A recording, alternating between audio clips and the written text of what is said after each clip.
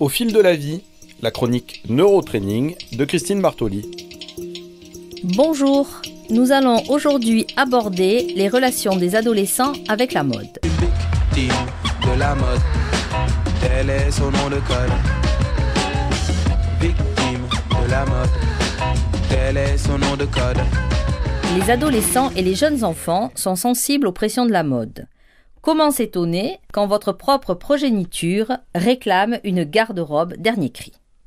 Entre la publicité et la pression sociale, les enfants sont très exposés aux diktats de la mode. Pour les parents, il n'est pas toujours évident de gérer les caprices de leur progéniture à ce sujet. En effet, nombreux sont ceux qui préféreraient que leur enfant concentre leur énergie sur des buts plus louables. Pour d'autres, la question financière est au premier plan, car on le sait, les vêtements à la mode coûtent généralement très cher. Pas facile de devoir subvenir aux besoins d'une jeune victime de la mode. L'attrait des jeunes pour la mode et la dictature des marques n'est pas nouveau. Les jeunes constituent un marché lucratif. Avec l'aide des agences de publicité, les vendeurs de vêtements et de jouets font des pieds et des mains pour que leurs produits fassent l'objet de tous les désirs. Quand un produit est adopté par une certaine élite, puis plébiscité par une frange plus importante de la population, on a véritablement affaire à une mode. Dès lors, le consommateur est libre de la suivre ou de l'ignorer, en théorie. Pourquoi être à la mode, c'est aussi important? Parce qu'il y a avant tout un désir de plaire. Pour les jeunes, l'appel de la mode est souvent irrésistible, car il répond à leurs besoins d'affirmation et de reconnaissance sociale. Malheureusement, chez les jeunes, l'apparence prime souvent sur les qualités personnelles ou les accomplissements.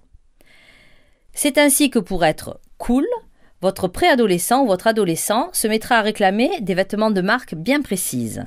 En portant des marques, les jeunes tendent à se sentir mieux dans leur peau et considèrent qu'ils auront plus de facilité à se faire des amis. C'est entre 12 et 14 ans que les jeunes sont les plus enclins à désirer des vêtements griffés. Ce phénomène touche-t-il autant les garçons que les filles? Cela semble toucher les garçons plus que les filles, et ce tout au long de l'adolescence. Cela peut sembler étonnant, mais ce serait dû au fait que les jeunes filles parviennent plus facilement à se créer un style personnel sans avoir recours au fameux logo. Cela ne signifie pas qu'elles ne se préoccupent pas de la mode, au contraire, elles sont simplement plus créatives que les garçons. Toutefois, de façon générale, leur besoin de se valoriser par leur apparence physique perdurera beaucoup plus tard dans leur vie. Les marques coûtent cher, même si les jeunes de tous les milieux socio-économiques y sont sensibles. Il a été démontré qu'elles exercent un plus grand attrait chez les jeunes issus des couches les moins favorisées de la société. Troublant pour des parents qui ont parfois de la difficulté à joindre les deux bouts, de se faire soudainement demander des vêtements hors de prix. Mais même pour les parents jouissant d'un revenu parfaitement convenable, le coût des vêtements de marque peut sembler révoltant.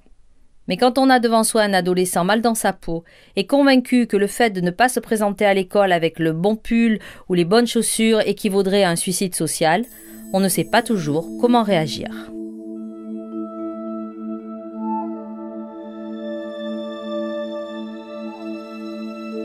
Alors Christine Bartoli, quels sont vos conseils pour faire face à cette situation?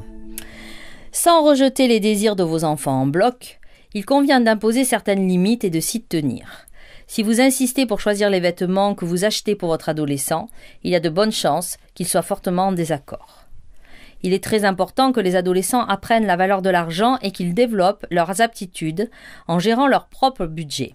Il peut être donc bénéfique de déterminer à l'avance le budget saisonnier ou annuel que vous êtes prêt à consacrer à l'habillement de votre enfant. Il est fort possible que dans les premiers temps, votre jeune ait de la difficulté à gérer son budget vêtements. Toutefois, après un moment, il l'apprendra. S'il désire plus d'argent que ce que vous lui donnez déjà, encouragez-le à le gagner. Il hésitera peut-être plus longtemps avant de dépenser sans compter l'argent qu'il aura récolté à la sueur de son front.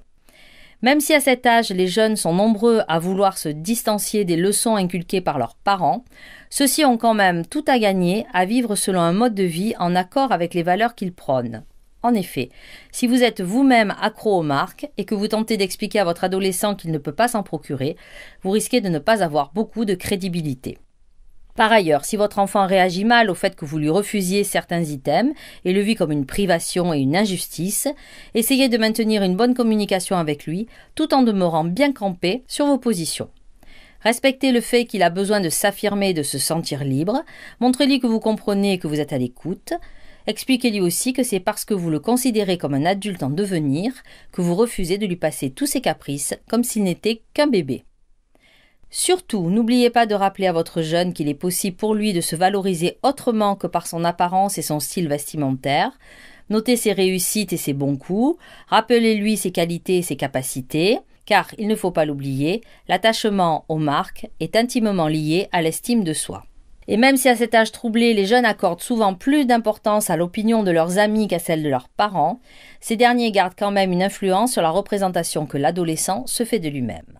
Le neurotraining peut vous aider si vous n'arrivez pas à tenir vos positions face à votre enfant et peut aussi aider votre ado s'il est devenu une vraie fashion victime.